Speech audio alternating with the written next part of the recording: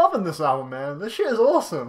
With every listen, it's getting better for me, man. On the first couple listens, I can't lie, nothing was majorly sticking out for me. You know what I mean? I was enjoying it, you know, I just kind of had it in the background. I was just like letting it play and just kind of getting a feel for what kind of music this was. And I was like, okay, this is just some really nicely composed, just solid, well mixed, really well mixed pop rock music. And I thought it was pretty pleasant, pretty catchy, pretty groovy at times, but nothing that was majorly, massively, super amazing and beyond my fucking wildest expectations, like incredibly ambitious and creative and nuts. Just kind of playing in the background. I was like, this is cool, nothing really crazy, you know. But then I started to dive into the lyrics. Lyrically, this album is so good. I don't know why, but I love the writing all over this album. I just thought it was so interesting. It was funny.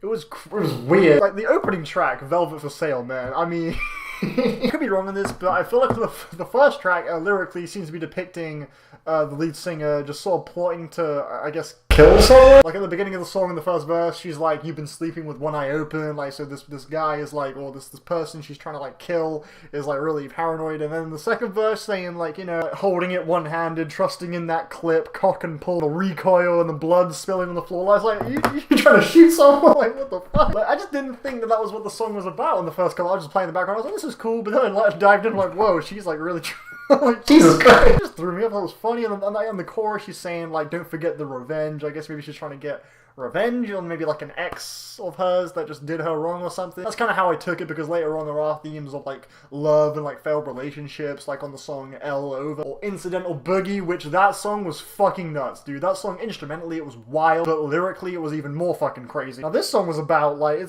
from what I remember of it, I'm pulling up the lyrics now, but from what I remember of it, it was like she was sort of really gravitating towards this guy, but this guy was like treating her like shit or something, but she was just like loving it. Yeah, she says like, to be brutalized means you don't have to think. Life is easy when there's only pain to compete. Like, she's just like, oh, it's fine just getting beat by this guy. Like, it's like, I was just like, what the fuck is happening? Like, lyrically, it was just so, like, fuck. And I loved it. I thought it was really cool. And instrumentally, it's just groovy. It's just lavish as hell. The opening track has this really cool, like, wow, wow, wow, weird little, like, synth fucking thing. This melody is real nice. The song Rosebud, holy fuck. I can't remember what this song was all about, lyrically, honestly. I can't really remember what the Rosebud is supposed to, like, represent on this song, because it was just so fucking smooth. The guitar line on this track fucking melts me, bro.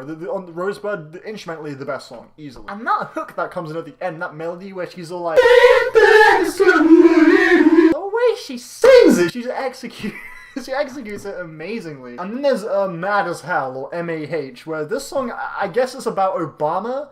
Not really instrumentally a favorite of mine, but lyrically, I do love the passionate, ferocious performance she gives, where she seems to be really just kind of disappointed and upset that Obama didn't really fulfill all of his promises during his time as president, and now we're left with Trump and all that. You took me for an 8-year ride, you were never by my side, and I guess referring to the 8 years Obama was president. And I like how she ended it on, these vital lies just don't come in my size. Like, all the lies you said, it doesn't really fit me. It's just not for me. I thought it was kind of tongue-in-cheek, but you can tell at the core of the song she's clearly upset with the current political climate. We have the song Poem, where she seems to be lyrically just sort of tackling just the mindset of the more deranged side of humanity. While we were looking at your phones, they snuck it in the room, planted it, and then it bloomed, and look was all we could do. You know, I guess referencing like bombs and shit, people planting bombs. Just sort of just caught in the cycle, in the days of just on our phones, just like kind of nonchalant to everything else and whatnot, and people can just so easily nowadays just destroy shit. And all we could do is look, people on the news just like, oh wow, that's so terrible, this and that, and this and that. I think maybe referencing again, like the political climate in America with Trump and that, the whole gun control situation, or the shootings and whatnot. Like, yeah, we all know what's right, what's wrong,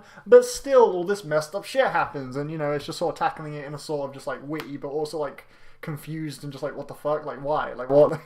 Again, at the core, it's genuine frustration. But the wittiness does continue on the song L Over, which I think has a hilarious, the whole like the bridge of the song where she's like saying like O-V-E-R, like spelling out that to this person in this relationship that it is now over, and saying that, yeah, I'm repenting the L because yeah, it's over. The L like in lover, like removing it, and now it's over. You know, I thought it was kind of fun. The only song on this album I was not a fan of was Rage of Plastics. I thought the saxophone on this song was frustratingly grating. It was annoying as fuck. Like, there was a saxophone that chirps in, and it's so loud and harsh, and it was just super infuriating. And this little refrain, this little like, now we're not playing, little refrain she has, I thought sounded really goofy. And just the groove of the song, it's trying real hard to have this kind of like sexy kind of swing to it, and I just don't think it works even remotely. It goes on for way too long. It's easily, to me, the least enjoyable song. It's the only one that I thought was just bad. But the rest are lovely. Every other song besides that I thought was really nice to listen to, really enjoyable. There were also these other 2 tracks. It's an 11 track long album, but technically it's 9 songs. Because there are these 2 songs, Traviata and Why Do I Lose My Voice When I Have Something to Say. These 2 songs are pointless.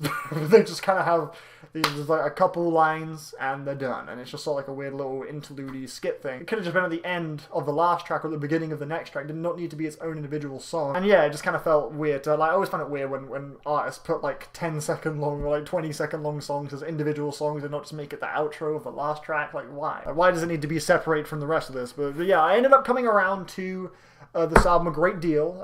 It's definitely a highlight for me this year. I'm going with an 8. I'm going with an 8 out of 10. It was fucking dope. It was really enjoyable, and yeah, I recommend checking it out.